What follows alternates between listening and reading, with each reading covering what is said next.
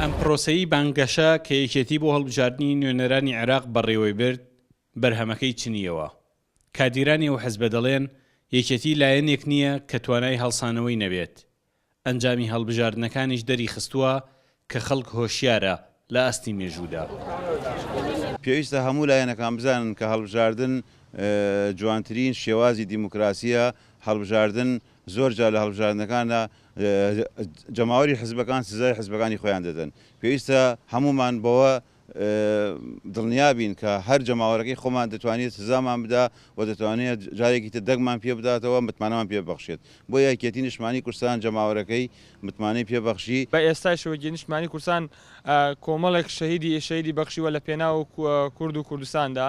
وەکی نیشتمانی کوردستان بەس لە خزمەتی یەک پارچەی نەکردووە، خزمەتی هەر چوار پارچەی کوردستانی کردووە. ئەمە شەوای کردووە کە یەکی نیشتمانی کوردستان سەرکەوتنی گەورە لەم هەڵبژاردنەدا بەدەست بێنێت.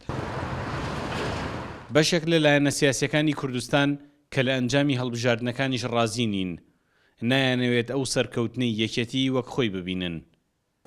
ئەنجامەکان و خوێندنەوەی ئەوان بۆ پرۆسەکە هاوکێشەیەکی جیاواز بوو. یەکێتیش دەیەوێت ئەو چاویلکانە بگۆڕێت کە لایەنەکان پێیەوە لێی دەڕوانن.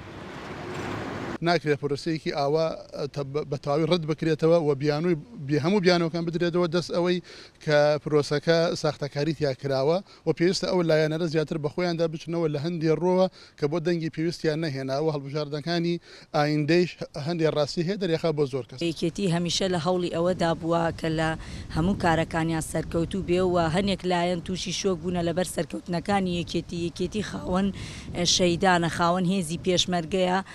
یەکێتی هەمیشە خزمەتی خەڵکی کردووە و ئەم جارە زیاتر لە هەڵبژاردنەکانی پێشوو لە ناو جەماوەری خۆیدا کاری زیاتری کرد و خزمەتی میلەتی کردووە.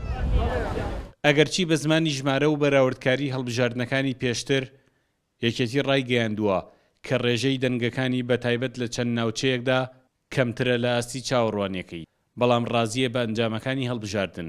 کادیرەکانیش ئەو وتەیەی سەرۆک مام جەلال دەڵێنەوە کە ئیتر نابێت لە سەرگوڵی سەرکەوتن خەویان لێ بکەوێت. سامان کەریم، کورتسات نیوز، کفری.